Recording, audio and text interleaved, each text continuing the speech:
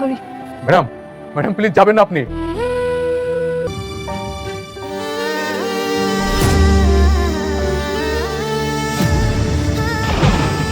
শুরুতেই একটা প্রশ্ন, যদি হঠাৎ একদিন একটা রিপোর্ট আপনার পুরো জীবনটাই উল্টে দেয়, বিশ্বাস ভেঙে যায়, সম্পর্ক ভেঙে যায়, আর আপনি বুঝতেই পারেন না আসল সত্যটা কোথায় হারিয়ে গেল। গরিব ঘরের রাজপুত্রের আজকের গল্প ঠিক সেখান থেকেই। একটা ডিএনএ রিপোর্ট, একটা মিথ্যা সত্য, আর এক ভয়ঙ্কর ষড়যন্ত্র। গত পর্বে আমরা দেখেছি অনেক আর মেঘলা সব ঝামেলা পেরিয়ে পৌঁছে যায় হাসপাতালে। তাদের চোখে তখন একটাই আশা, ডিএনএ রিপোর্ট। এই রিপোর্টই ঠিক করবে তাদের সম্পর্কের ভবিষ্যৎ। এই রিপোর্টই প্রমাণ করবে কে সত্যি আর কে মিথ্যা। কিন্তু ডাক্তার জানিয়ে দেয় রিপোর্ট পেতে সময় লাগবে, আর সেই অপেক্ষা যেন প্রতিটা সেকেন্ড তাদের বুকের ভেতর চাপা কষ্ট হয়ে জমতে থাকে। এর পরের দৃশ্যে আমরা দেখি অনেক তার দ্বিতীয় স্ত্রীর সাথে কথা বলছে। এখানে একটা অদ্ভুত দ্বন্দ্ব কাজ করছিল।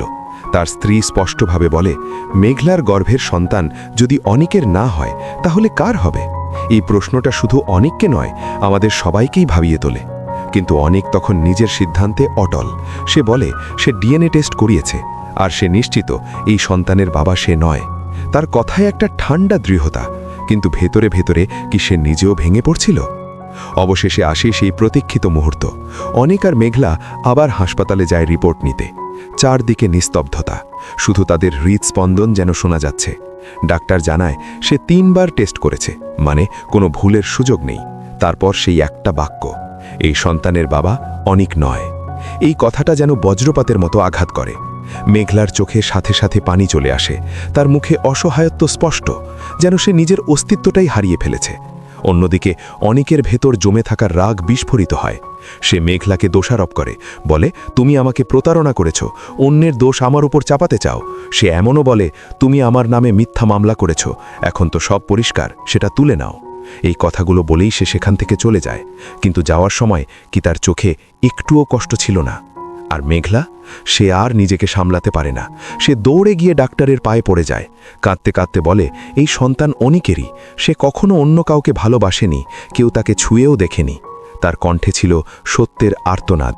কিন্তু ডাক্তার, সে শুধু বলে রিপোর্ট যা বলছে সেটাই সত্যি, তার কিছুই করার নেই। কিন্তু দর্শক হিসেবে আমরা জানি এটাই আসল সত্য না। এই রিপোর্টের পেছনে লুকিয়ে আছে এক ভয়ঙ্কর খেলা। রাতুল নিজের স্বার্থের জন্য, নিজের জয়ের জন্য ডাক্তারের হাতে টাকা তুলে দিয়ে পুরো রিপোর্টটাই বদলে দিয়েছে, শুধু যাতে অনিক আর মেঘলা কোনো দিন এক হতে না পারে। এরপর মেঘলা বাড়ি ফিরে আসে, তার হাতে সেই রিপোর্ট, কিন্তু তার ভেতরে হাজারটা ভাঙা স্বপ্ন।